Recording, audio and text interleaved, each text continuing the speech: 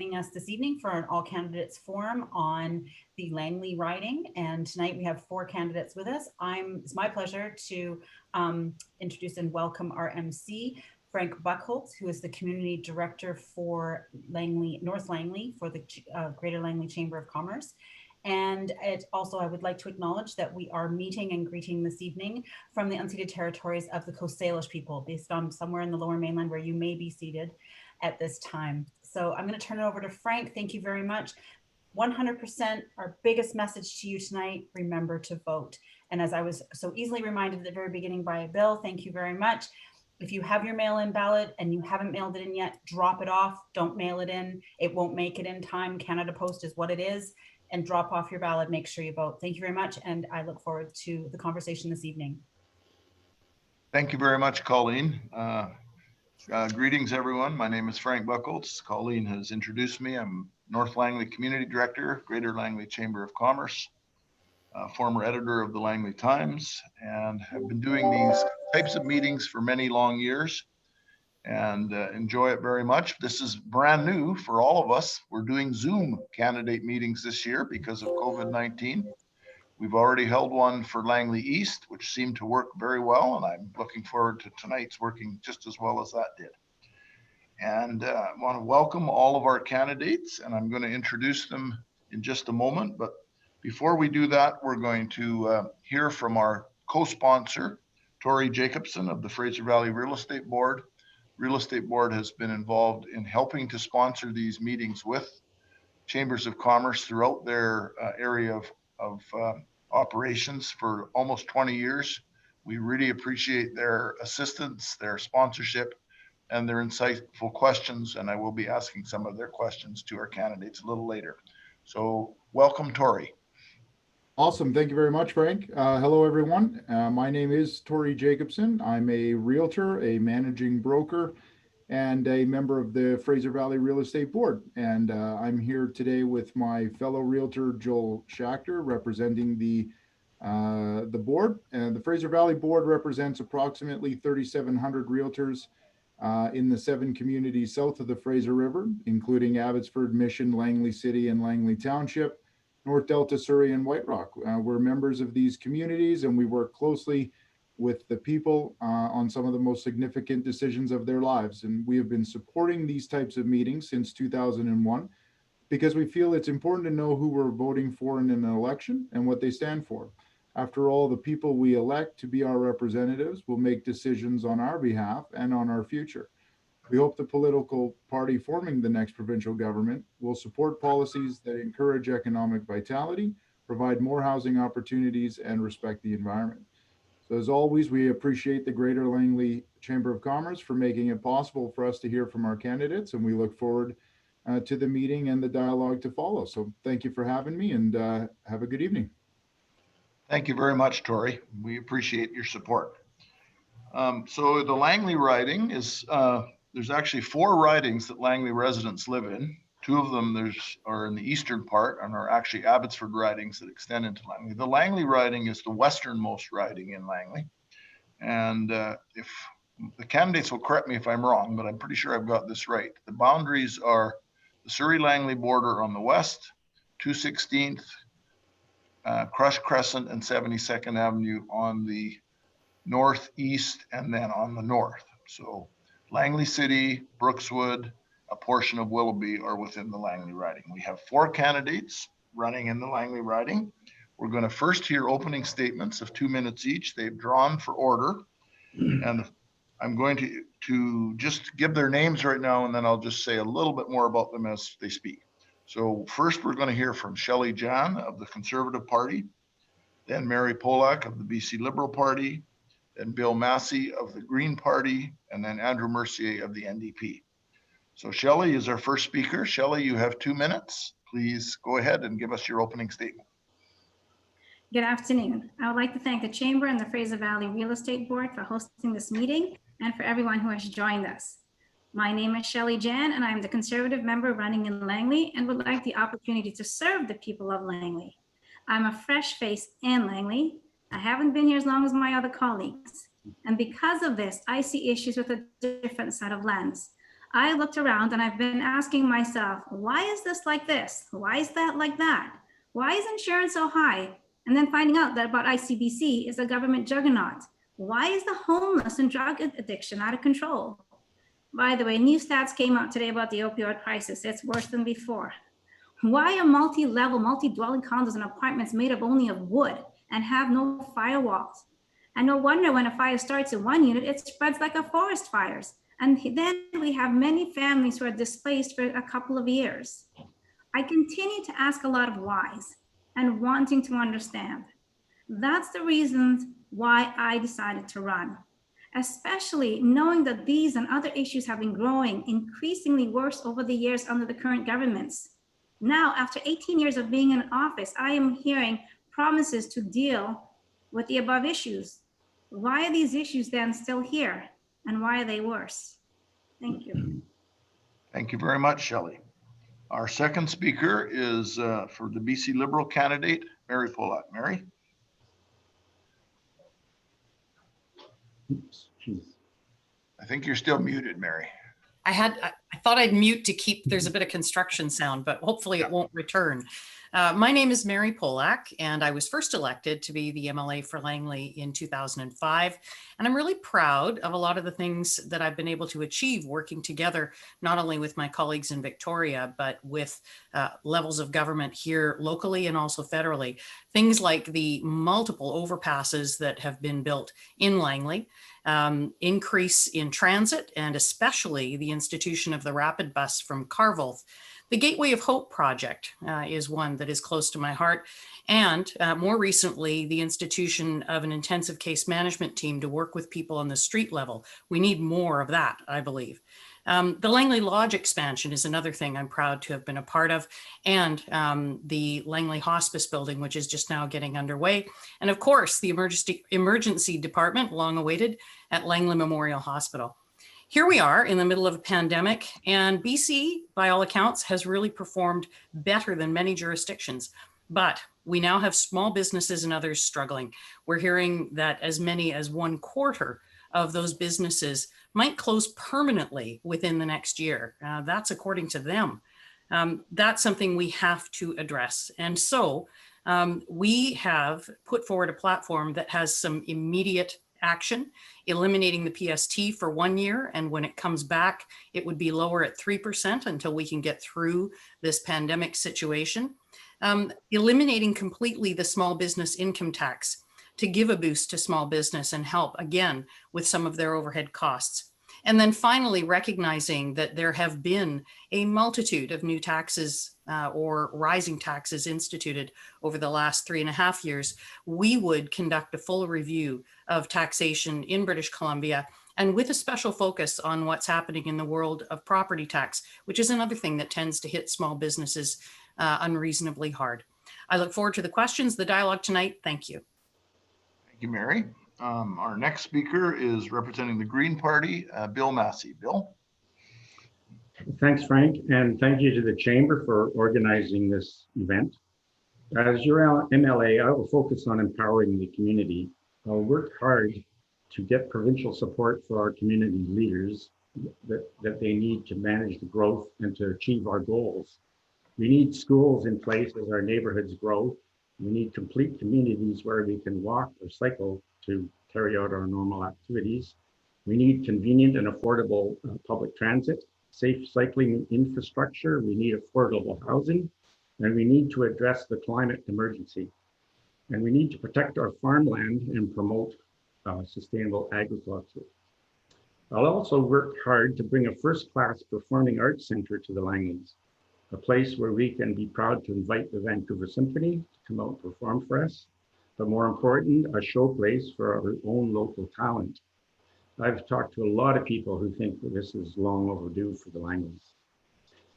I believe that local government is the most important level of government in our system.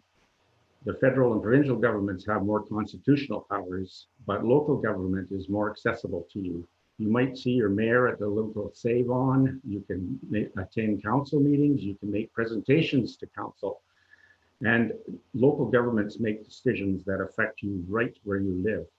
So I believe the provincial governments, for the most part, should be supporting our local governments and helping our local communities, our local leaders achieve goals for the community.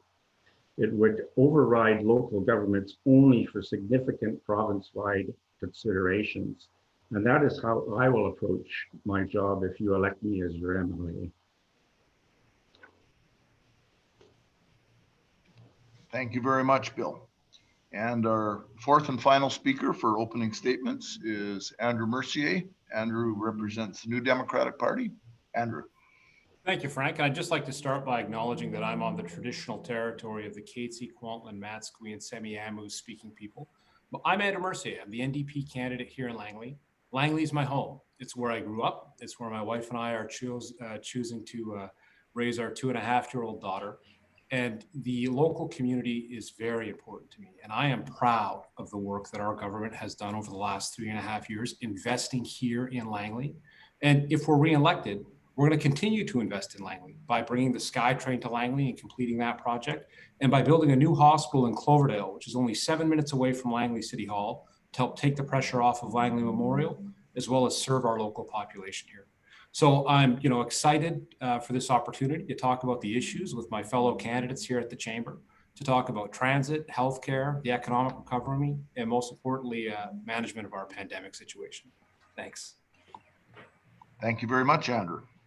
So I'm going to go over for the audience and the candidates our questions. We have a series of questions which have come through the BC Chamber of Commerce, through the Fraser Valley Real Estate Board, and through members of the public. If you watched the Langley East debate that we did on Thursday, some of the same questions were asked. Some of those will come up again tonight. Of course, we didn't get to all the questions on Thursday, so we may ask some different ones to try and have those subjects addressed as well. For each of the candidates, you're each going to get a chance to answer the question. You have 1 minute, and I'll indicate who I'd like to go first, and then second, third, etc. I'm going to mix it all up, so everyone's going to get a chance to go first and last. And we'll go at it, and then we're going to be doing that until roughly 6:15, when it'll be time for closing statements, and then we will end the meeting at 6:30. So the first question I'm going to ask, get that in front of me here, is from our BC Chamber package of questions. And this, of course, is a question that is dear to the hearts of not only the Chamber of Commerce and the business community, but to many people. And it relates to the tourism industry and COVID-19, which we're all dealing with. I'm sure all of you candidates, like all of us, are fully aware of how COVID-19 has really knocked the stuffing out of the tourism industry. And in Langley, we have a lot more tourism than people might expect. One of the big aspects of tourism in the city of Langley is the casino. The casino's been closed tight since March, no prospect of reopening. We have a lot of farm tourism, farmers markets, we have many other things. And what we're asking each of the candidates, and I'm going to start with you, Andrew, because you're on the screen, what will your party do to support tourism businesses through the pandemic? Thanks a lot, Frank. I mean, tourism and the restaurant industry and the hospitality industry are at the heart of our small business community and at the heart of our community here locally. The first thing we need to do is keep people safe and manage the pandemic, because that's going to be the quickest way to get past this. But understanding that the tourism and hospitality industry has been particularly hard hit. That's why we've created a $300 million recovery grant program with $10,000 top-ups for eligible businesses. And in particular for the restaurant industry, and I hear you about casinos, I mean, that's part of the public health order, right, because of the mass gatherings. But in particular for the restaurant industry, where you work on such narrow margins and you depend on turnover of folks in the restaurant, we've given access to restaurants to buy liquor at wholesale rates, so they can save about 25% on their costs there. Thank you. Thank you, Andrew. Next, let's go to Bill. Thanks, Frank. Yeah, I guess a lot of our industry, our businesses are really suffering, and I think restaurants, bars, anything where people have to gather safely are in trouble, and they're just hanging on until we can get past all this. And so I think they need help from government, just to hang on, just to keep afloat until we can get past this, and then as the border opens, the tourist industry is going to come roaring back because there's so much pent up demand out there that things will be okay. But for the time being, rents are probably the biggest single fixed cost. So we have a program where we would give 25% of the rent to businesses up to $50,000 a year in rent, and for larger. Sorry. Okay, thank you, Bill. Next, let's go to Mary. Thanks. They need some immediate help. And they are, with tourism businesses especially, many of them are seasonal and have experienced absolutely zero revenue over this particular season, and are looking at potentially closing permanently, a huge loss to all of British Columbia. What does that mean? It means that you have to respond right now. Unfortunately, a lot of that was delayed because of the election. There's just no question about that. The Deputy Minister has said so. We, as a BC Liberal government, would be immediately injecting cash payments to them. In particular, we want to look at bridge financing if this is going to continue longer, because of course we don't know when things are going to return back to normal. And lastly, the casinos are one of the businesses impacted by the election, because their proposal has been in to be reviewed as to how they might reopen safely. And of course, all that's on hold now until after the election. Thank you, Mary. And then Shelley. Hi, thank you. We do need to work with the businesses, because we do need to work out a plan to promote tourism in Canada. Obviously, the borders have been closed for another month, so we have to do some promotion of Langley specifically, and get people to Langley. The conservatives would like to do a tourism tax credit, which would allow people who safely visit our BC tourist towns and Langley for the fall and for the winter to have a write-off for a family vacation. And so in that way, people can enjoy BC. We have lots to offer in BC over the fall and the winter, and we need to get the industry going and not wait until next year. Okay, thank you very much, Shelley. And I'm going to ask you to stay on screen, because I'm going to ask the next question, and I'd like you to go first. Will your government, or will your party, because of course I don't think you're running enough candidates to be the government, but would you improve access to childcare by introducing measures to strengthen private and nonprofit childcare options and use public options to fill in the gaps in the childcare system? So Shelley, we'll go to you first, and then after that, we'll go to Andrew, and we'll carry on from there. Yes, with childcare, we do need to look at all options, and however, with controls, because we've seen various childcare agencies where it's private that does not have the proper controls, and we've seen how these have occurred with children, whether they're being abused, and so we would not want that to happen. So yes, definitely private and public childcare daycare centers need to be opened, and systems need to be open. And yes, where is there a gap, the government probably should fill that in. And I believe that we should all help as a community. Okay, thank you. Andrew? You know, that's a really great question, Frank, and one that hits home for me as a new parent with a 2.5-year-old. My wife and I really looked hard for childcare. We've invested as a government $25 million in the constituency in Langley, creating new spaces and putting money back into parents' pockets through rebates and fee reductions. But we need to do more. And we need to create more spaces, but we also need to make sure that there are folks there to staff those spaces. So we need to make sure that we continue our training and wage enhancement for early childhood educators. And we need to enshrine the principles of access to childcare like we have with universal healthcare. And that's why a re-elected NDP government will introduce legislation to enshrine that, so that everyone has access to, we begin to move forward to a system where everyone has access to quality, affordable childcare. Thank you, Andrew. Bill?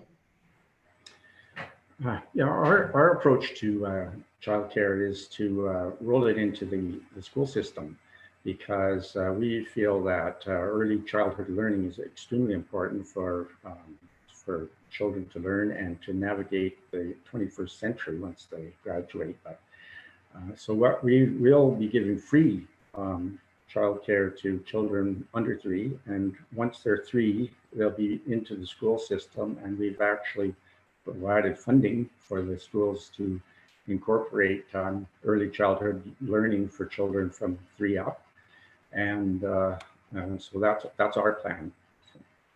Thank you very much, Bill. And then Mary. Thank you. And I want to commend Bill for the aspect of putting things together with the education system. Very proud of beginning the Strong Start centers at our local schools, and also full day kindergarten options, because they should all be part of the spectrum. With respect to childcare going forward, we've committed to a $10 a day plan for those earning incomes of $65,000 or less, a $30 or a $20 plan, a $30 plan, escalating as per income. So meeting the needs of those who are most in need of it, and moving up as per someone's income. But we've also committed to tackling the issue of wait lists, because right now there is not a very feasible way of knowing whether or not you're going to be on the list to get a space. Many people have to sign up in 5 or 6 or sometimes 10 different places just to make sure they've got a spot. That skews the wait lists and makes the whole process very cumbersome and confusing for parents, and it's not at all manageable for the centers either. So we would put in place a system whereby you could sign up once, not at 5 or 6 different places, and that would also give us a clearer indication of where the needs are, rather than looking at inflated lists. Thank you, Mary. And we'll keep you on screen. I'm going to ask you the next question, then work our way through. This is a question from a member of the public that they submitted to the chamber. BC is setting up community-based primary care networks comprised of doctors, nurse practitioners, nurses, and other health professionals. Are you in favor of chiropractors being included in these primary team-based clinics to manage patients with persistent pain? Mary? Well, when we began with the idea of putting together primary teams, which started way back under Terry Lake, and he was praised for it at the time, and I think we continue to believe that's a good idea.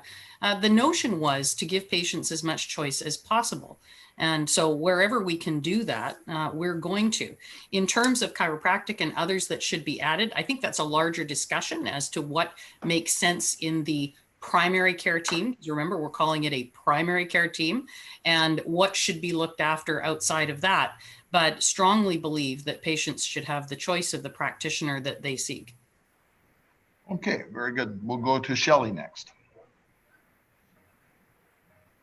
Hi, I go to a chiropractor myself. I'd rather do that than having to take medications at any time, and that's that helps me a lot, especially with my back and stuff like that. So I would be in favor of having a chiropractor, and yes, people do need to have options, because not everyone wants to see a doctor right away. Not everyone wants to have medications right away. Now, the only difference with the chiropractor, which is something we would have to look and find out how that would work, is chiropractor is not covered by the healthcare system. It is an extra cost. So who is going to pick up that cost? Will the government pick up that cost? Will the patient be picking up that cost? So those are a couple of things that we'd have to look into if we want to put in chiropractor into the care, as a primary care. But yes, they should have an option. We just have to figure out how it would work out. Thank you, Shelley. Andrew? Thank you, Frank. I think, like probably a lot of folks listening and maybe on the screen too, I'm someone that deals with chronic pain, and I do think that's a problem that we need to address within our society. Now, I'm proud of the work that our government has done in funding urgent primary care centers over the last 3.5 years, and the plans that we have to build more.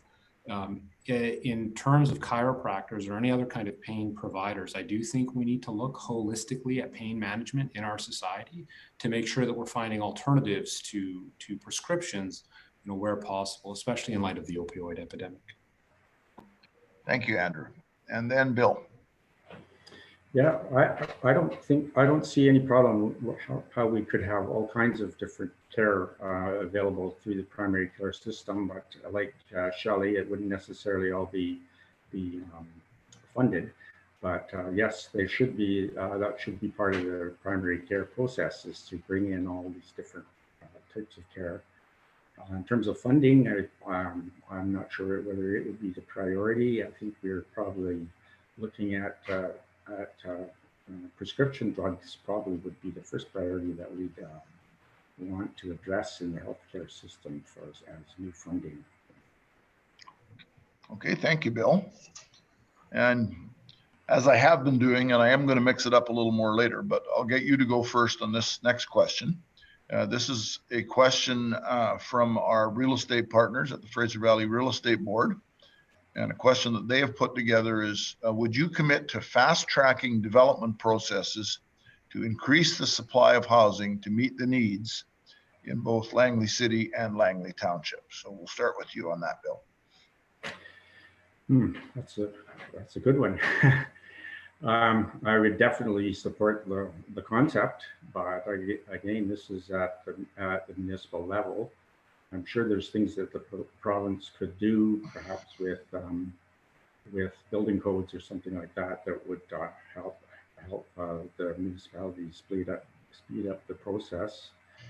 I believe what's the biggest hindrance sometimes is the community has to deal with the consultation within neighborhoods, because people don't want a lot of change in their neighborhoods, and so that's something again that the municipality has to deal with. But I would support them any way I could.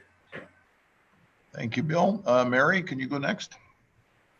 Sure. Well, we've been speaking for many years about the need to reduce the costs at the municipal level, because for those who are engaged in development, time is cost on that development. And so if we do want to get at housing affordability, we do have to get at the time. Now, that is primarily the responsibility of the municipalities. But as a provincial government in the past, and certainly as an opposition now, we've been pretty vocal about wanting to do whatever we could to move that dial and get those things happening faster. From the provincial level, and this is especially important in Langley, many places that are being developed are those that are on more rural type properties. And often they need approvals from the provincial level too, especially through the Ministry of Forest Lands and Natural Resource Operations and Rural Development. And that's where we could certainly see some better staffing to ensure that those applications are being processed in a timely fashion. So that's where we could have a direct provincial impact. Okay, and Andrew? Thanks, Frank. We have a decades-old approval process for development, and we're committed to our municipal partners to try to find innovative solutions where possible, and in the development community as well. So one of the things that we funded several pilot projects for development applications across the province to try to look for what works in best practices. Okay, thank you. And then Shelley. Okay.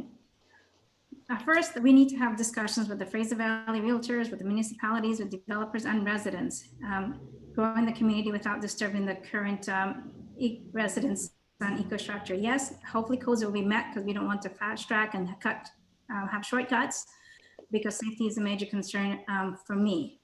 They have to be a balance, because I've been out talking to some residents, especially out in Murrayville, and they do not want to see high-rise, high-density buildings and housing. So if this happens, it has to really be consulted with the public in order to move things along. I would fast track affordable housing. That would be one factor that would help with the homelessness. And the Conservatives will be reviewing the existing 95% of the Crown land, and would like to at least put 1% of that to allocate for housing and for affordable housing. And to help that, so that would help with the backlog. It'll cost less, and we can continue from there, at least to start getting people off the streets. Thank you, Shelley. And as promised, I'll mix it up a little bit. So I'm going to ask a question. I'm going to ask Andrew to go first. This is a question that's very near to many of our chamber members' hearts. With so many small businesses struggling, will your party's economic plan include forgiving the employer health tax credit payment in 2020 and extending the exemption threshold to 1.5 million, so that more small businesses will not have to pay this tax? So we'll start with Andrew, and then we'll move on. Thanks, Frank. That's a great question. So we've created a deferral schedule for the employer health tax. What's important to remember, the employer health tax was brought in to replace MSP, which has saved families up to $1,800 a year in terms of costs for them. So we need to make sure that we have a fair and balanced process and system of taxation, and we're working to achieve that. Thank you. Okay, let's go to Bill. Well, this is an interesting question because many of you will remember that this was to eliminate the MSP premium was one of our ideas that went back to, I believe, 2015 or so, when we had only one MLA, Andrew Weaver, and we actually ran quite a public campaign to eliminate the MSP. But our proposal at that time was that it would be rolled into the income tax system. The NDP picked up our idea and included it in their platform in 2017, but they put it in the payroll tax on business. I guess if we got back to government, maybe we could do it our way, but that's the history of it. And yeah. Okay, Mary. Thank you. And yeah, it is important to acknowledge that the MSP didn't get eliminated. It got shifted over to the employer health tax. So instead of individuals and families paying it, those in small business pay it. But we all know, working with small businesses, that their tight overheads mean that if they're paying more, that impacts what the customer is seeing who comes through their doors. When it comes to what we would do with it, what we have announced, knowing that there are 23 new and increased taxes that have taken place over the last 3.5 years, is we would institute an independent review of all our taxation. And this would certainly be one of the ones we would be looking at. We want to make sure that taxation is fair. And of course, with the EHT, small businesses experience double dipping for the first year. They not only had to pay the 50% MSP, but they had to pay the employer's health tax as well. So certainly was not fairly implemented. So our review would be an independent one. Okay, thank you, Mary. And Shelley. The Conservatives would get rid of the tax and ensure that it's paid from revenue created by. But our policy is also to introduce competitive provincial, personal, and corporate tax rates and to encourage investment and growth and job creation. And as your MLA, I will look at ways to help you succeed as businesses and to advocate to government for what is successful for you. Okay, thank you very much. One of the topics that I'm sure you're all hearing as you talk to constituents, which I know is challenging in the COVID era, but I know you are connecting with constituents, all of you, is about transportation. And transportation has been a significant issue in Langley for many years. John Horgan was here to announce that the NDP, if re-elected, would speed up the SkyTrain to Langley. There's also been discussion, which both the Liberals and NDP have talked about, on widening Highway 1 to Whatcom Road or even as far east as Chilliwack. And there's also been discussion about the Massey Tunnel. And I understand that the two Delta NDP candidates just yesterday put out something saying that the Massey Tunnel project would be another tunnel of 8 lanes. The BC Liberals have talked about a bridge, which they talked about before the last election, and some early work started on that. So I want to ask each of you candidates, will your government, or will you as an MLA, commit to have shovel-worthy transportation infrastructure projects, including those 3 that I've mentioned, and perhaps some others, but those 3 certainly are of interest to people in Langley. So let's start with you, Bill, and see what you have to say. Okay, that's quite a lot of ground to cover, but I'm going to start. We can give you a little extra time too. Colleen, let's do 1.5 minutes on this. Okay, well, I'm going to start with the Massey Tunnel. And this went during the Liberal years. I was baffled by the relationship that the Liberal government had with our local mayors, obstructing and delaying, and we had that referendum. And then the Liberals would sort of parachute their pet projects in for political purposes. And this one was exactly that. And the mayors, most of them objected to it. And I think the NDP, with our support, they canceled that and gave it back to the mayors to figure out how to do it. And that process is necessary to go. And I think they're almost there. I think that's the proper way to do it. And if the Liberals had cooperated with the mayors right at the beginning, it would probably be completed by now. SkyTrain, I think I'm 100% behind that, but I think that the provincial government should be funding social sustainability strategy for Langley City, because it's going to be transformed, and property values and rents are going to be skyrocketing, and there's a lot of vulnerable people down there that there should be at least a dosage of affordable housing, but there's probably other social issues that need to be addressed. So. Okay, well, thank you, Bill. And for each of the other candidates, we'll give you a minute and a half on this because we have thrown 3 projects in that question. So let's go to Andrew next. Thanks, Frank, and thanks for the extra time. So the Fraser Valley and Langley in particular have been left behind in infrastructure for a very long time. So one of the things our government's going to do to assist with the pandemic recovery is dedicate 1% of GDP to a recovery infrastructure fund, specifically, or recovery investment fund, specifically to fund exactly this type of shovel-ready projects. So the SkyTrain is the most obvious example of that. The local mayors have done a tremendous amount of work to get ready for SkyTrain. We're going to build it, and we're going to create a whole slew of green jobs at the same time, and improve a lot of people's lives and take some cars off the road. But going back to the Massey Tunnel, it's funny. I was actually talking to a pile driver that worked on that project about a week and a half ago. And one of the things he was saying to me is that when they went to drive the test piles, which you need to do for a bridge, they couldn't find solid terrain to put them down on. And the weight of the piles is such that becomes incredibly problematic. So for all kinds of very good reasons, there's a lot of complexities with a bridge. It's not as easy as it sounds. And twinning the tunnel it's the superior option. Now, as far as widening the road, through Abbotsford, that's another thing that we're going to do. We've already got that in the works to widen it down to 264th. I mean, I'm on the University of the Fraser Valley Board of Directors. I've been stuck in traffic there. It's terrible. And we're going to continue that afterwards all the way to Abbotsford. So I think I hit my time there, Colleen. Yeah, thank you very much, Andrew. Let's go to Shelley next. I look at the transportation issue on a couple of levels. The one is local transportation. So within Langley itself, we do need a lot of bus servicing, the network of busing. We need to add more buses.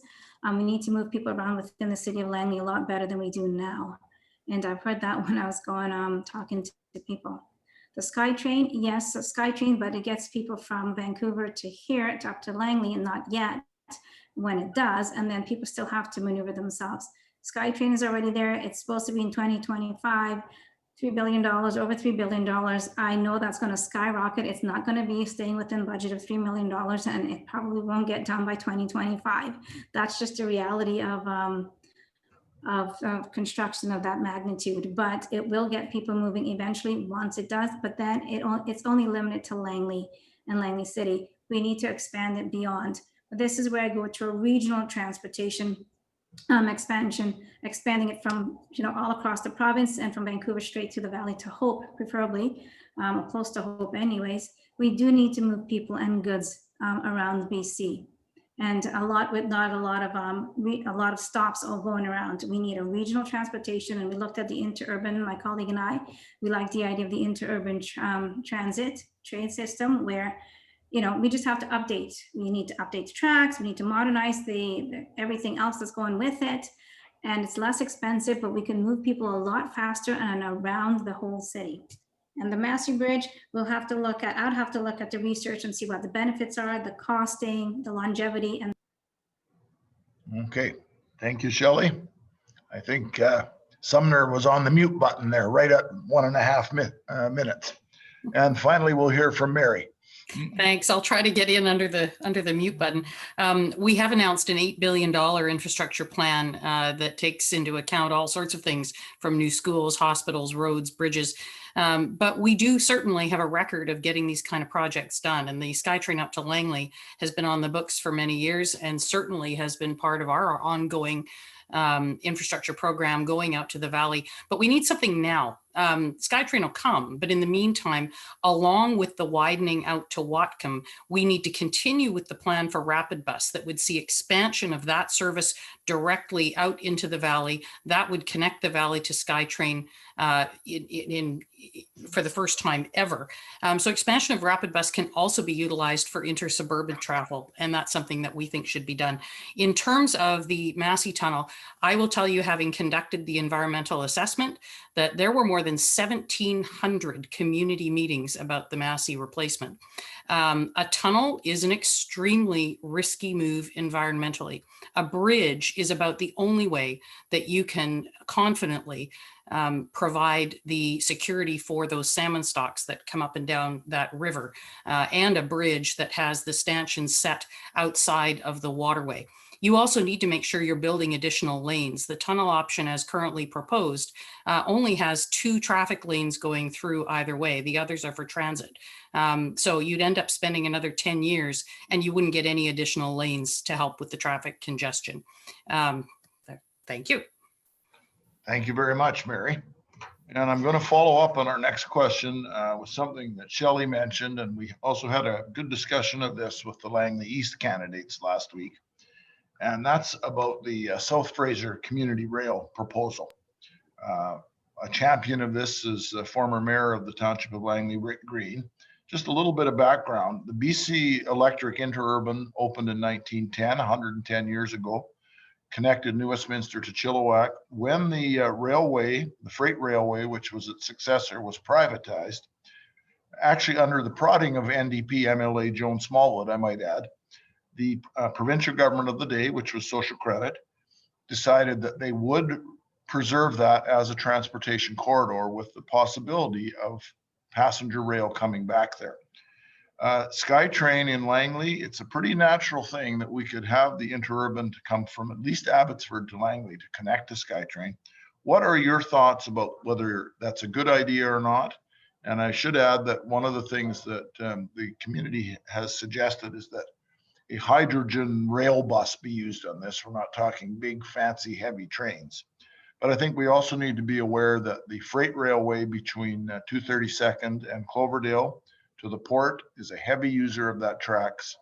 And it would be unlikely that you could use the same tracks. You would probably need to build a separate track from that 232nd to Cloverdale. So let's hear from each of the candidates, and let's start with you, Bill.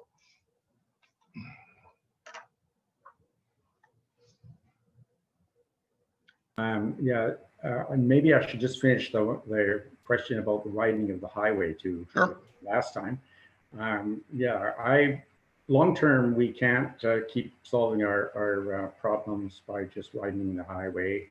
I support it this time because it's going to speed up the fast buses that Mary is talking about that runs from Cove. And that, as a short-term measure, that's I think that's necessary. In the longer term, we need alternatives though. And this interurban proposal is out there. There's a task group now that's been formed to review our options going forward. And I will be looking for their results. I think that the interurban line needs to be fully assessed, but there are lots of other options there too.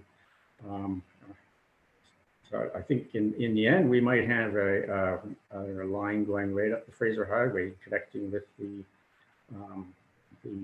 SkyTrain and serving Aldergrove on the way through. So. Okay, thank you, Bill. Let's go to Shelley next. You brought up the topic. Let's hear some more thoughts of yours there. Okay, now that I can finish it. So yes, we do need kind of a provincial line, for want of a better word, a regional line to move people across. Right now, people are getting from one place to another via their vehicles, which we know it's not needed because there's so much things going on right now. There's so many things on the highway. The roads are too narrow. People are having issues just even getting work. Once you start adding people going on vacation, that makes life worse. So at least with the interurban trains, people can go from Chilliwack to Vancouver. If they're working in Vancouver, they can sit on the train and they can do their work and they can read a book and they can relax. That decreases their mental stress. And it's productive for them going on and off instead of sitting in a traffic jam on whether it's Highway 10 or Highway 1 and trying to get into Langley, trying to get into Cloverdale, trying to get into any of the areas that requires it that's coming out from there. So definitely, as I said, we can modernize everything and bring things up to date for a lot less than the SkyTrain, and we can go from there. Okay, thank you, Shelley. Mary? Hi, thanks for that. It has been discussed for a long time, and there has been an overall study conducted of what it would cost in terms of converting that line, and it would not be less expensive than SkyTrain. And here's part of the reason why. The tracks are not suitable for passenger rail as we know it in the modern day. So the tracks would have to be widened and replaced. The utility poles that surround it in very many places would also have to be widened and replaced. And one of the biggest costs is the purchasing of land for stations. If you can imagine where the line goes now and how built up those areas are, where there are people, to try and purchase that land for stations would be very cost prohibitive. There's also concerns with respect to where the rail line travels. It travels throughout a significant amount of agricultural land, ALR land designated, and that would have a negative impact with respect to driving the possibility of development on ALR land and also on ridership. Okay, and Andrew. Yeah, thanks. So obviously we need innovative solutions to climate change and to our transportation problems. And so in our last budget, our budget of 2020, which seems like a long time ago now, we announced funding to proceed with a study on transportation and development within the Fraser Valley, because we can't just proceed with a transportation project without really talking to the community and seeing how it fits in. Now that work with SkyTrain's already been done. So all that's been missing is the political will to get the project built and get the shovels in the ground, which is what we're going to do if we're reelected. Okay, thank you. And we'll keep you on screen there, Andrew, because I'm going to ask you the next question. This is another question which came from a member of the public submitted to us. There's been a little controversy over this in the past week. Should the provincial government be involved in providing free contraception to anyone who wants it? Yes, I think that we've said in our platform in favor of free contraception, and that's that shouldn't be, cost should not be a barrier to particularly women, but to folks that are lacking access to contraception. I mean, this is the 21st century. Okay, Bill. Yeah, absolutely. That's our position, is that yes, it should be provided free. Okay, Shelley. Well, I don't think it's something the government should be providing for free. Where's the money, again, where's the money coming from? There's only so much in the pot that can be dished out. So on a personal level, we need to look at other options. Okay, and Mary. And our position is that it should be covered. Okay, thank you very much. Very quick answers from all four of you there. Let's go to the next question. And this is a interesting topic. It's a topic that we've actually discussed at a chamber general meeting not long before COVID shut down all our in-person chamber general meetings. And this is the whole question of economic opportunities in the cannabis sector.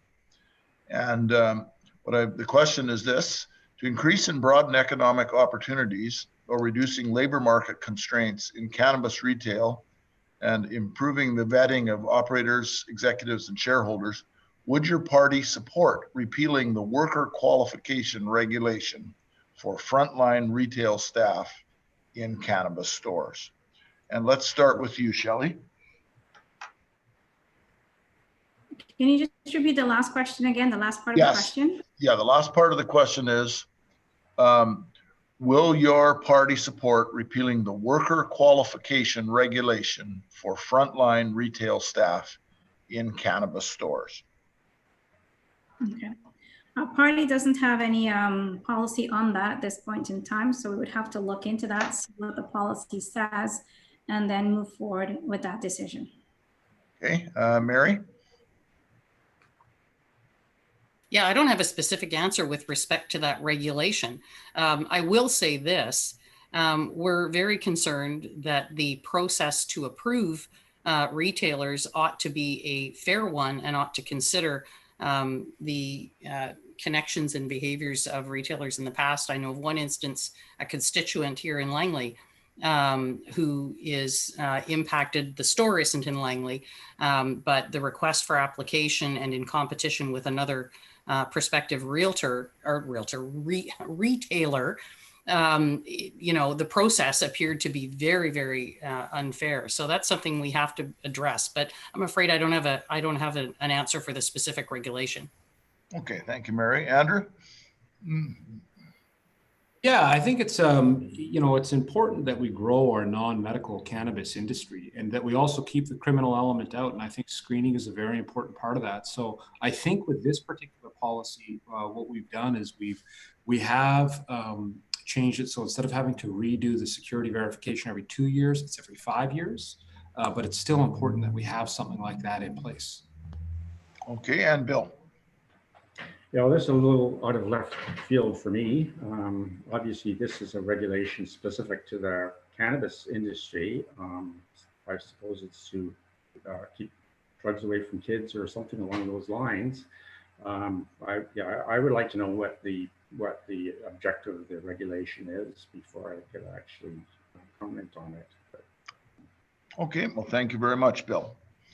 And getting back to COVID-19, which I think is on all of our minds, and certainly the state of the economy is on our minds as well. To support young British Columbians through the recovery from the COVID-19 economic challenges, would your party, if elected, create a comprehensive youth entrepreneurship strategy? Let's start with you, Bill.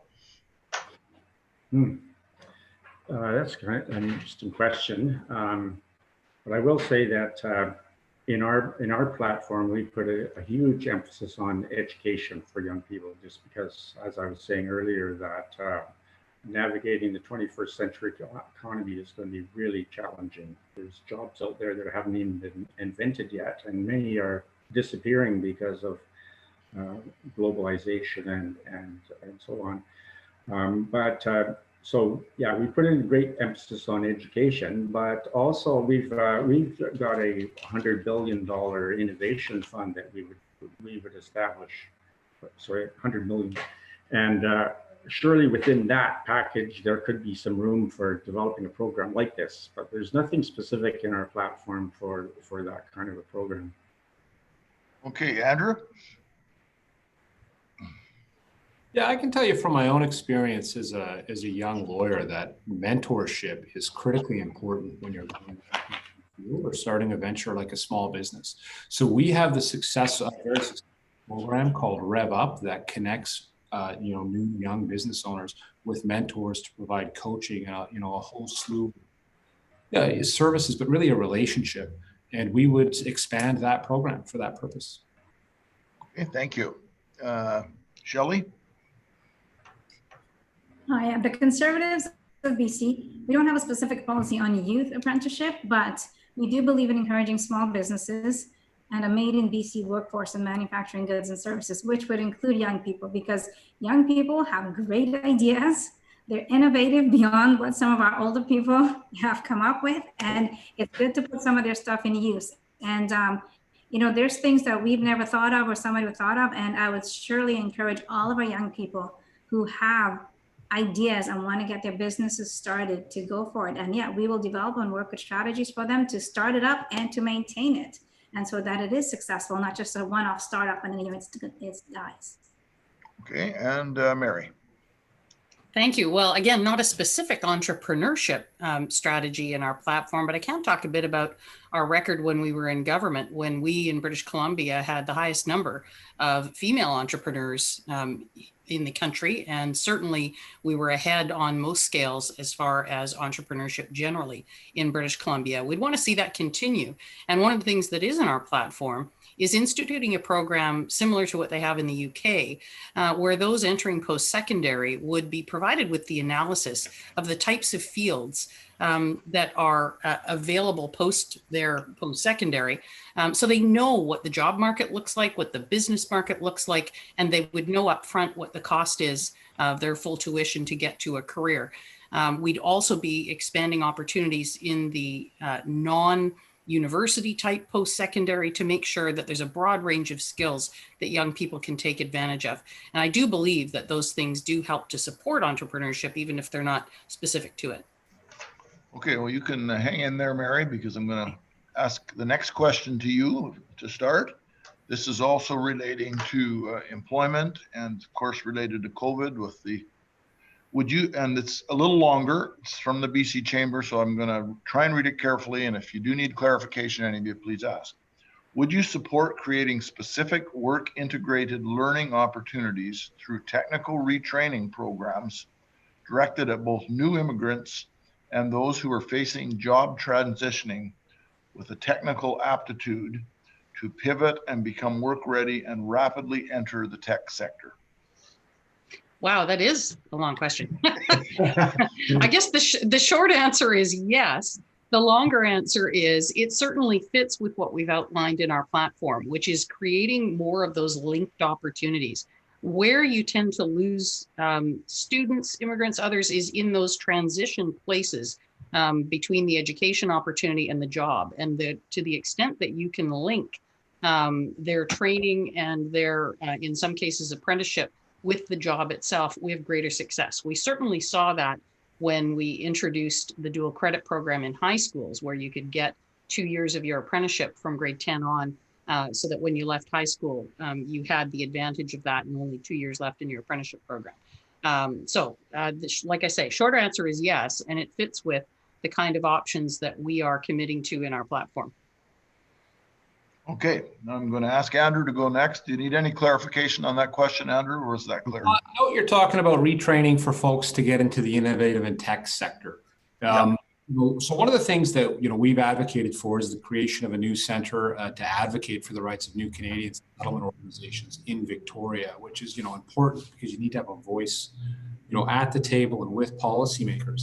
But on a more practical level, there is a whole range of labor market grants that are available to a whole host of organizations, because the organizations that are closest to the folks who need the retraining are the ones that are going to be able to help provide the wraparound supports that folks need to get from training to a job. And so it's important we identify those organizations. That's the role of the local MLA, is to have those relationships as well. And to identify grant opportunities, of which there are several. So it's just making sure, and not just for new Canadians, that we have retraining opportunities available and that they're matched with industry and jobs is of the utmost importance. Yes, thank you, Andrew. And just before I go to the next question, I just want to mention that at the Chamber, we do have a number of members who are directly involved in those kind of retraining programs. And certainly whichever one of you is elected, please do some liaison with us and we'll help you to get to know them even better. And I'm sure they'll be happy to connect with you. Next, let's go to Bill. Yeah, well, actually, I'd really appreciate that, if I'm right, because that's quite a mouthful, that question you put there. Yeah. And I think it again applies to the thing that I muffed a little bit in our last question, and that is this $1 billion strategic investment fund that we would develop. And it would achieve some of those goals. That within that, there would be room to develop a program as you've described. So, okay, thank you, Bill. And Shelley. Yes, we do need a lot of technology jobs, and especially for our new immigrants and for people who are being retrained. And we have a lot of people who have lost jobs during COVID, and they're looking for another avenue to start work. And so we need to actually provide those places and those spaces for them. And the technology field is so vast and it's so diverse, and people can go into any part of it, into telecommunication, into IT, whatever it is that they can specify. And that's an awesome opportunity for all of them. And not just the people who've lost for COVID, but we also have people who have lost their jobs, who can't afford rent, going out in the streets. So then again, we can try to nip that in the bud and get those people qualified and retrained quicker so that they're not ending up on the streets and they can still afford their homes. So it ties back into the homelessness as well. And even as a retraining for the homelessness who we're trying to get off the streets and trying to help to get their lives back on track with affordable housing and with jobs. So I totally support this because it can help so many people in so many ways. And the new immigrants who are coming for that training, that's an awesome opportunity as well. Thank you very much, Shelley. Next question comes from our partners at the Fraser Valley Real Estate Board. Environmental concerns resulting from climate change and man-made pollution need to be addressed, even though we are in a global pandemic. Many homeowners are spending money on renovations, but are not necessarily thinking about energy efficiency. Realtors would like to know, and so would the rest of us, would you implement more incentives to encourage people to perform energy efficient retrofits? And Shelley, you're on screen, why don't you start with that? Okay. And so as somebody said before, Prime Minister Harper did roll out a program a while ago about retrofitting homes. And so I would support a home retrofitting as one option, not the only option, because there are so many other ways to help our environment. And if we're talking about a personal level, it's not just a home. Are we all using plastic in our homes? We need to start lowering that and basically minimizing plastic. Are we composting? Not every place in Langley compost have a compost program. The building I'm in, we don't compost. So there's a lot of little things that we need to do even individually. Our companies are making more and selling more environmentally friendly home products that's reasonably priced, because some of these things are so overpriced that people can't afford it. So they buy the lower quality stuff that is not environmentally friendly. So we have to have companies that are making things that are also affordable for people. And there are a lot more other options that we need to look at, but as individuals, we also need to take ownership. Okay, thank you very much. Let's go to you next, Bill. I know your party has talked a little bit about this type of approach to dealing with climate change. Can you address this, please? Yeah, so this would be part of the Clean BC plan that we would want to accelerate the incentives that are offered to stimulate retrofits. And we would accelerate the requirements in the building code to increase the efficiency requirements. We'd also want to partner with the colleges and technical institutes to provide better training for people in doing the retrofit works. Those are some of the things that we would do. Okay, thank you very much, Bill. Andrew? Oh, thanks. As Bill mentioned, this is part of the Clean BC plan that we put together with Dr. Andrew Weaver. And, we need to look at public buildings, but also commercial and residential buildings. So the government, we're going to speed up retrofits, energy retrofits on our public buildings, and also incentivize through more spending on retrofits for homes. And that's a good green job creation strategy as well.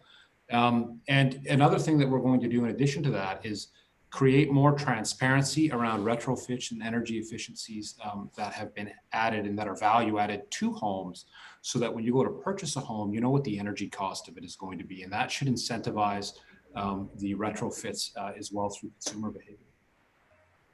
Okay, and Mary. Thank you.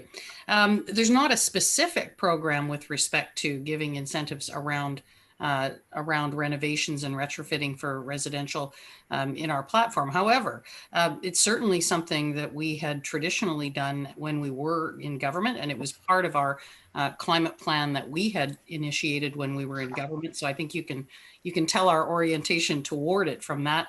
We've also added, though, in our platform this time that we would revise the building code, not one size fits all. We take into account geographic differences, but to ensure that new homes that are built are reaching their peak of efficiency, that we're improving that through improving the building code. Okay, thank you very much, Mary. And the next question, I'm going to start with Bill. And if elected, how will your party work to integrate into law the recently adopted United Nations Declaration on the Rights of Indigenous People, and also the recommendations from the report on missing and murdered Indigenous women and girls? And for the audience, just to be aware, all three parties in the provincial legislature did agree that the UN declaration would be relevant to all BC laws. So what we're asking for is a little bit of follow-up. So let's start with Bill. Okay, well, this is actually something I know a little bit about because for the last 12 years of my career at DFO, I worked on treaty negotiations with First Nations. And the UN declaration, it deals with all sorts of things to do with Indigenous people's rights. But the thing that's caused a lot of discussion is the part that says that First Nations should have free, prior, and informed consent for any developments on their lands. But this was actually something that was already in our laws as a result of court decisions at the Supreme Court level. There was a case with the Haida involving forest tenure transfers that they weren't consulted properly on. And the courts there said that the government had to consult with them in good faith, try to accommodate them, and even some cases consent. And I think this is all about trust. We just have to start managing our resources collaboratively with First Nations.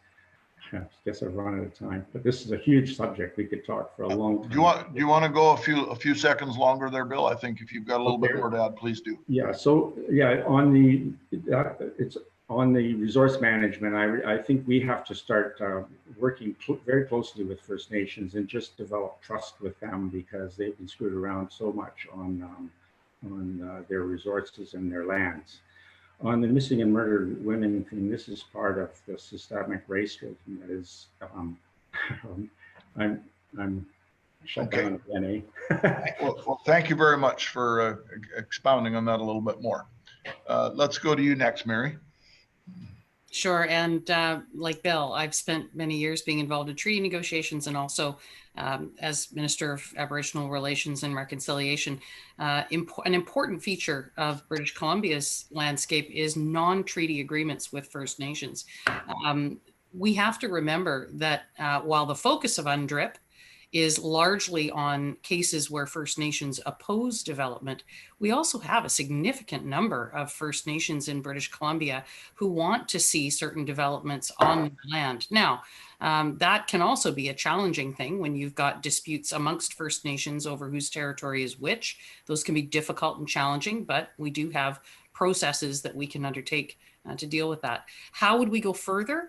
The legislation we passed called for consideration of First Nations views in terms of legislation that was going to be implemented as well. And we have yet to see that actually take place in the legislature. In fact, quite the opposite, with some recent bills that were ultimately rejected in part because of the good work of the Greens to bring that to the forefront.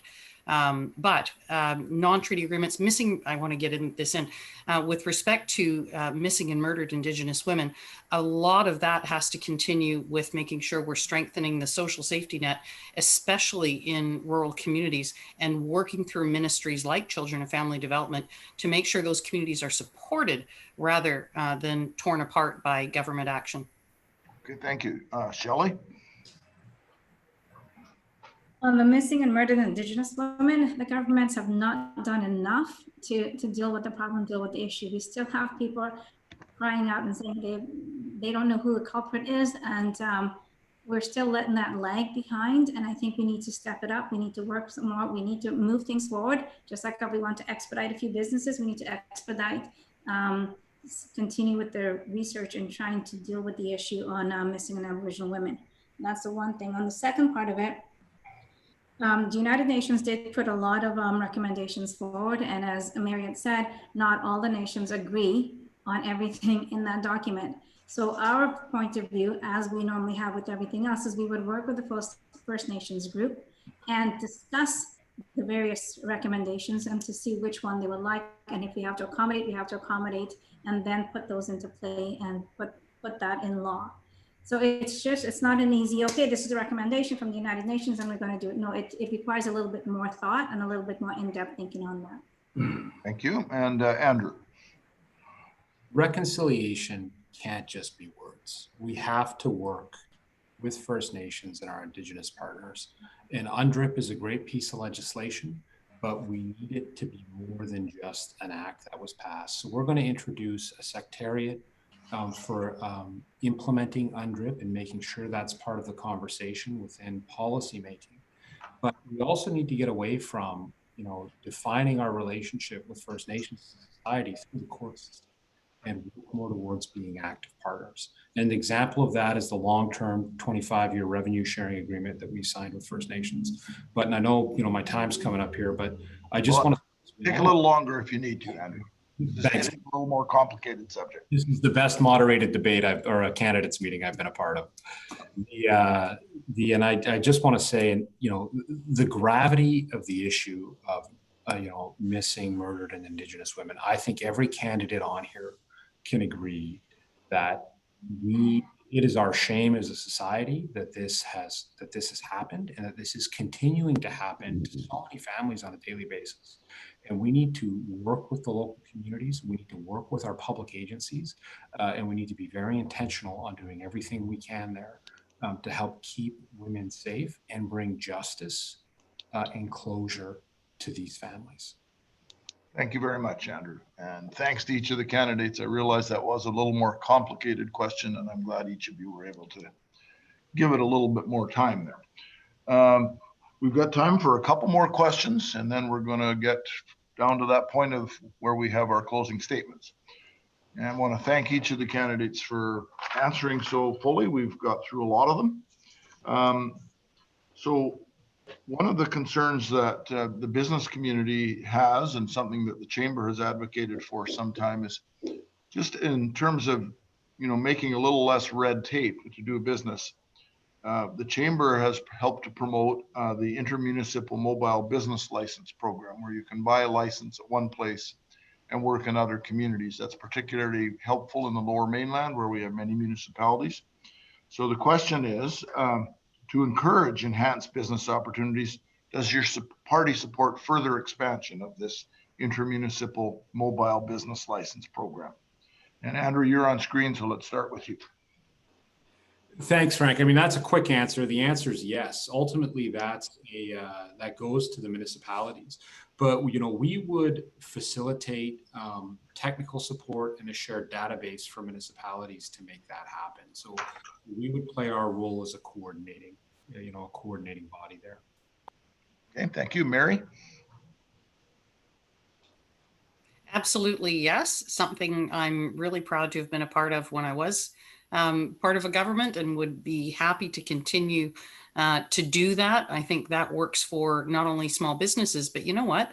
Anytime you cut red tape, that helps the consumers as well. And it's all connected. One impacts the other. So definitely, absolutely support it. Okay, and Bill? Yeah, I think that is a really good role for provincial government to do with working across municipalities to make things simpler for business, but also for consumers. So I think it's a good idea. Okay, and Shelley? It is one of our party's platform to cut the red tape for businesses so that businesses can actually get started sooner and faster, and then obviously mobility from one place to another within the province. It makes no sense that there is stipulations that people can't practice from one county to another county, or from Lower Mainland up into the north. So at least let's get something provincially and cohesive so businesses can move in and around the province freely. We already have enough issues going from one province to another province within the country, with each province is having their own stipulations on everything else, and people having to jump through hoops. Let's not do that within the province. Okay, thank you very much, Shelley. The next question is one of the questions we received from the public, and we will start with you, Shelley.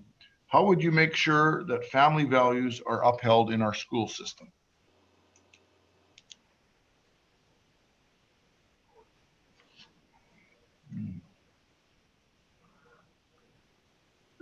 Again, one of our platforms is that we do have parental rights. And so there are three parts. Sorry, our party's policy is to involve parents in their child's schooling, because we believe that parents are the first and primary, the teachers of children. That's who they see for their first 3 or 4 years of their lives. And parents should have a choice of schooling and what's being taught in the school. And we also believe that parents' involvement should be in local governance at the school that their children attend. so that they should have more say. There should be some partnership between the parents and the schooling, whether it's the school system, the school board, or provincial government, in what their child is learning. Okay, Bill. Well, I guess it depends what you mean by family values. But I think, yeah, the school should be cooperating with parents and talking to them about matters affecting their children and back and forth. That's the way that schools should support family values in my mind. Okay, Mary. Thank you. Like Bill says, I guess it depends what you mean by family values. To Shelley's point, the School Act does recognize that parents are the primary educators of their children. And in my experience, teachers quite resoundingly respect that and are very careful about how they deal with people's individual situations. But there are all kinds of families represented in our community and in our schools. And one of the most important things that we can do as a community and as a school community in particular is make sure that we are encouraging everyone to maintain that respect for one another, regardless of people's different outlooks on life or their different experiences. So in terms of family values, if you agree that, family values are love and character, I think that's something that all of our teachers try to instill in students all the time. Okay, and Andrew. Thank you, Frank. I mean, we have a world-class schooling system in British Columbia. I think everyone here can probably agree with that. And part of our education system is healthy and safe. So it's creating a safe space and a place for diversity of tolerance, regardless of if you're from a different ethnicity or if you're LGBTQ+. And we need to maintain that because the school system is about our societal values. And family values, that really happens in the home with the family. Okay, thank you very much. I'm gonna, one more question from the chamber. Then I'm going to throw you a question from myself, and then we're going to have the closing statement. So this chamber question, would your party support a made in BC value-added tax, to replace the PST? Let's start with you, Anna. Well, I think, we had a previous government that was tried that, and it was called the HST. We've got the PST, we've got all kinds of exemptions for critical things in the PST and exemptions for things, given the light of COVID-19, but it's an important tax. It's a tax that contributes $7 billion a year in revenue, and it's one that we need to keep. Okay, Mary. There certainly needs to be room to review taxation, and that's one of the things that we've committed to.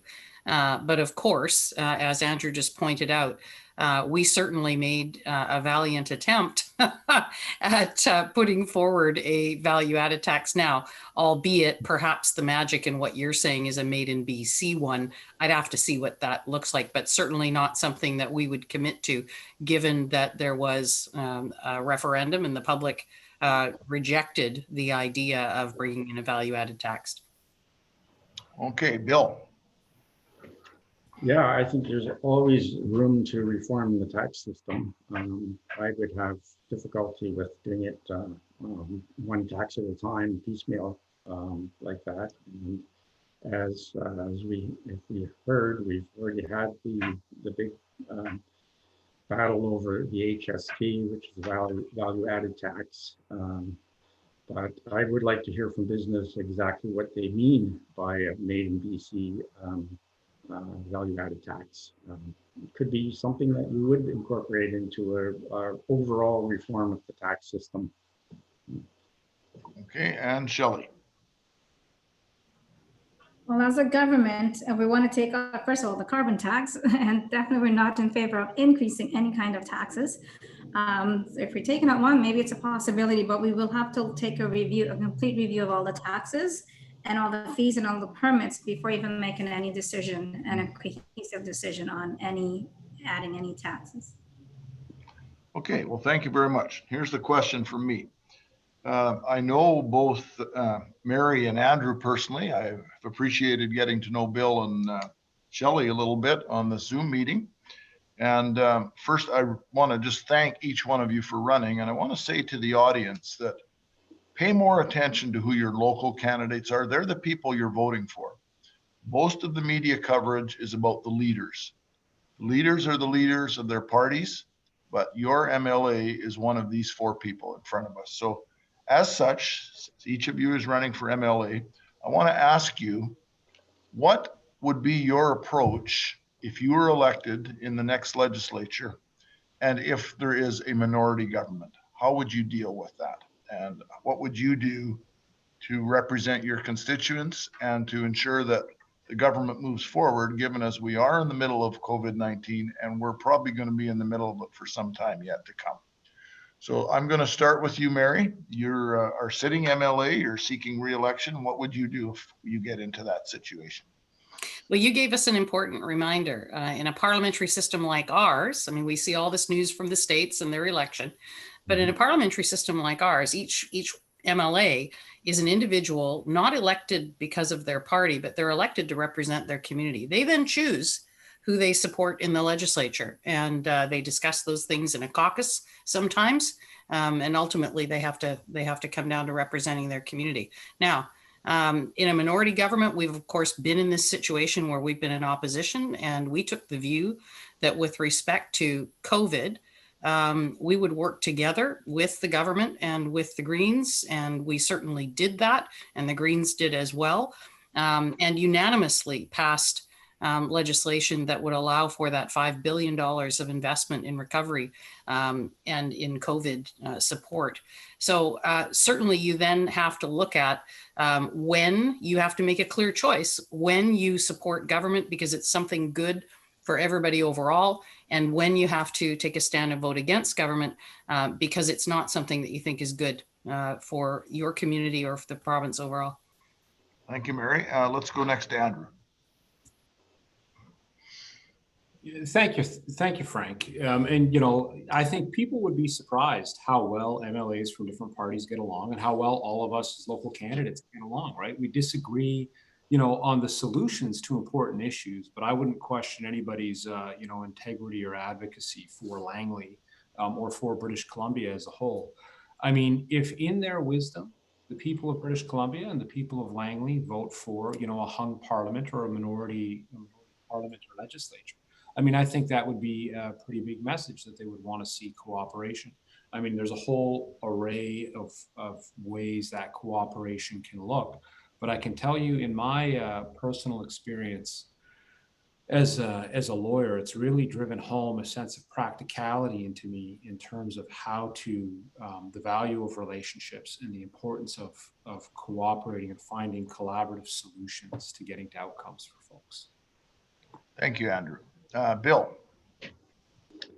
Well, I hope we do get a minority government back, because I think we've shown over this last 3 years, 3.5 years, that minority government can come up with better outcomes. We've actually, the Green Party sort of stuck in the middle between the NDP and the Liberals. I think we've brought ideas together from both of the parties to make better policy, better legislation, and that's more, you know, that meets more of the British Columbians' needs. So bring it on. Okay. Shelley, let's hear from you. No matter which government it's in power, it's always good to work with the government. Just because you're on the opposite side doesn't mean you have to always be antagonistic towards every idea, because governments do come up with good ideas. Sometimes it needs a bit of tweaking, and as long as they're open to the tweaking, then that's a great way to work together to bring a better results to the public. Now, as your MLA, I would want to stay connected to the people who have elected me, because the people in Langley who would vote Shelley Jan and elect me, I would hold monthly meetings for businesses. Number one, I would hold monthly town hall meetings for residents, and I would provide monthly communications. I firmly believe that the people that I represent here in Langley, and I don't represent the government, I represent the people of Langley, because that's who voted me in. You are the experts in the businesses, not I. You're the experts in whatever field you're in, not I. So I need to hear from you, and I need to work with you so that I can be a proper advocate for you at the legislature. Okay, thank you very much to each of you for answering that question. Just a couple of notes from me, and then we're going to go to closing statements. want to thank all the candidates for taking part, the 4 candidates in Langley. I want to remind those of you who are watching this that if you've got a mail-in ballot that has been mailed to you, it's probably best that you don't return it by mail. It has to be in the hands of Elections BC by 8 p.m. this Saturday. So the best thing to do, if you have it and you have not mailed it yet, is take it to a polling station on Saturday, take it to the advance polls, which are open tomorrow, take it to the district electoral office or to a Service BC office. So that's quite an important note. If you've got a mail-in ballot, it's probably best not to mail it unless you're very confident that Canada Post will deliver it by 8 p.m. on Saturday. Election day, of course, is this Saturday. Polls are open, I believe 8 to 8. I haven't double checked that, but it's usually what it is. And you should have a voter's card which says that. For those of you who are watching and are not in the Langley riding, we did a meeting last week of Langley East. That is available on the Chamber of Commerce website and probably can be seen on Facebook. Not sure of every technical thing, but it is available to watch. And for those of you who live in the eastern part of Langley and live in either Abbotsford South or Abbotsford West, our partners at the Abbotsford Chamber of Commerce have done similar meetings, and those meetings are available on their website. And you can tune in and see what your local candidate in your riding is speaking about. So now we're going to hear the closing statements from each of the candidates. Just double checking, I believe it's a 2-minute closing statement. Yes, 2 minutes. So we're going to, the order was determined at the beginning. We'll start with Andrew and your final remarks of the evening, Andrew. Thank you, Frank. And I want to thank you, Colleen, Tori, and all the candidates here for what's been, I think, a very good and productive conversation about the issues. And I'd like to say to everybody watching, you know, if you like what you see from any of us, just get involved in a local campaign, because to Frank's point, you know, the local candidate matters. And I think that the local community matters, and we're all better the more involved we are. So I hope over the course of an hour and a half, I've earned your trust and your vote. And I'd like to help keep moving Langley forward. Over the last 3.5 years, we have seen significant investments, tens of millions of dollars in Langley, in healthcare, in transportation, $25 million alone just in childcare. And that's not all of Langley, that's just this constituency. And a re-elected NDP government, we will build the SkyTrain. We're going to make that a provincial capital project, and we're going to proceed with that as quickly as possible to get it done. We're going to build Cloverdale Hospital, which is just 7 minutes away from Langley City Hall, which is going to be a boon to this population in terms of healthcare services that are available. And, you know, most importantly, we're going to continue the work managing the pandemic that we've embarked on. So I want to thank everyone again, and I want to thank everybody at home. Thanks a lot. Thank you so much, Andrew. Our next speaker in the closing statements is the Green Party candidate, Bill Massey. Bill? Thanks, and thank you, the Chamber, for organizing this again. So have you noticed how the same old parties are broadcasting money willy-nilly without any apparent purpose? The BC Liberals promised to spend an astonishing $11 billion over 2 years with their PST tax cut, and the NDP's $1.5 billion for their household grant. The point is, this money will be broadcast to all of us, whether we need it or not. It won't help our bars and restaurants and gyms and other businesses that depend on people mingling safely together.